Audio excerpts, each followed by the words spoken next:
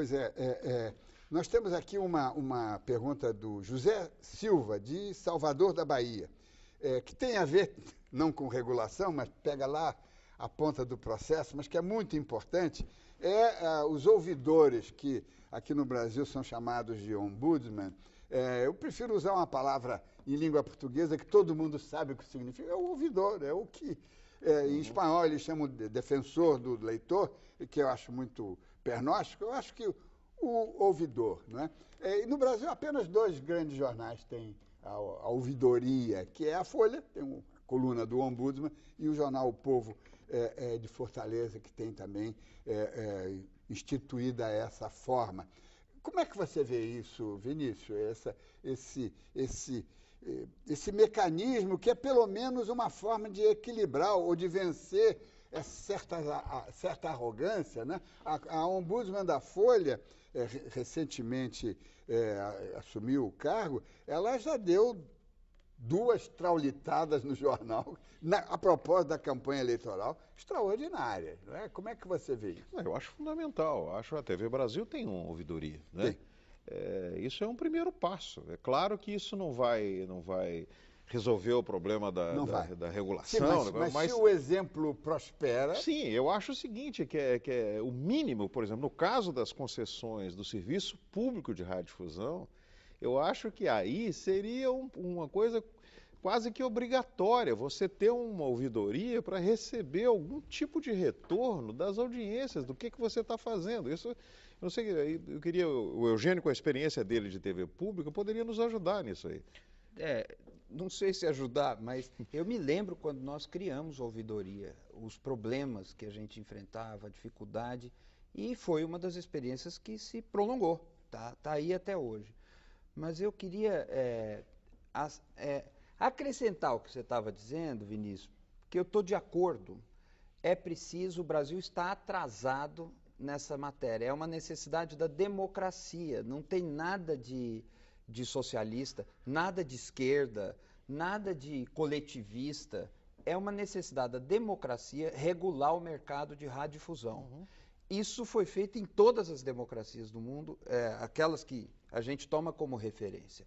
Isso é uma necessidade, isso terá que acontecer. É verdade que as novas tecnologias tornam menos relevantes as ondas eletromagnéticas e tudo isso, mas ainda assim nós teremos que passando mais ou menos pelas coisas que o Vinícius falou, a propriedade cruzada, a concentração de audiência, virtuais ou reais monopólios. Nós temos, em algumas regiões do Brasil, situação clara de monopólio.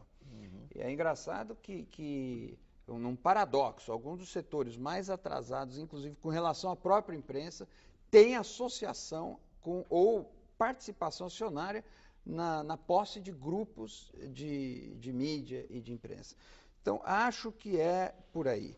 Agora, outro ponto que você havia levantado, a presença do ombudsman, ele traz para dentro de um grande jornal, como a Folha de São Paulo, um debate mais do que salutar, mais do que renovador.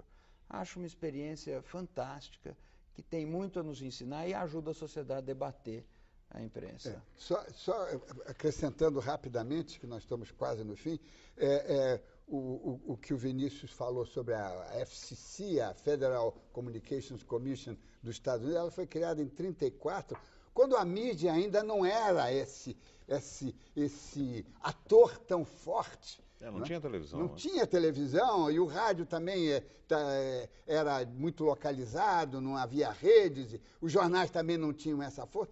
E o governo Roosevelt conseguiu criar um órgão ligado ao legislativo, que sempre que não interfere no conteúdo, apenas tenta distribuir. Não interfere no conteúdo.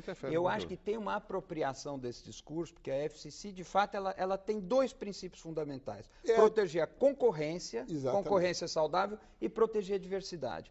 Agora, esse discurso foi capturado por um setor que aí sim quer interferir no conteúdo, defende censura, e disso nós temos que estar fora. Isso aí não tem nada a ver com uma regulação democrática dos meios de comunicação.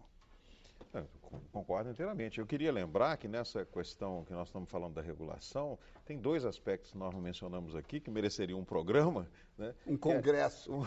Que é a questão do vínculo das concessões de serviço público de radiodifusão com políticos no exercício do mandato. Pois é, isso que me parece muito complicado. E outro ponto que é a questão do Estado laico com o avanço, não é, das concessões ligadas à religião e confissões religiosas e igrejas, fazendo uma mistura, do meu ponto de vista, explosiva entre política, religião e Estado, que é muito sério o assunto. O confronto mídia-governo não é inevitável, mesmo nesta nossa América Latina. Basta prestar atenção à mensagem serena de um socialista atípico e utópico, o presidente uruguaio José Pepe Mujica, que está nas páginas da Veja desta semana.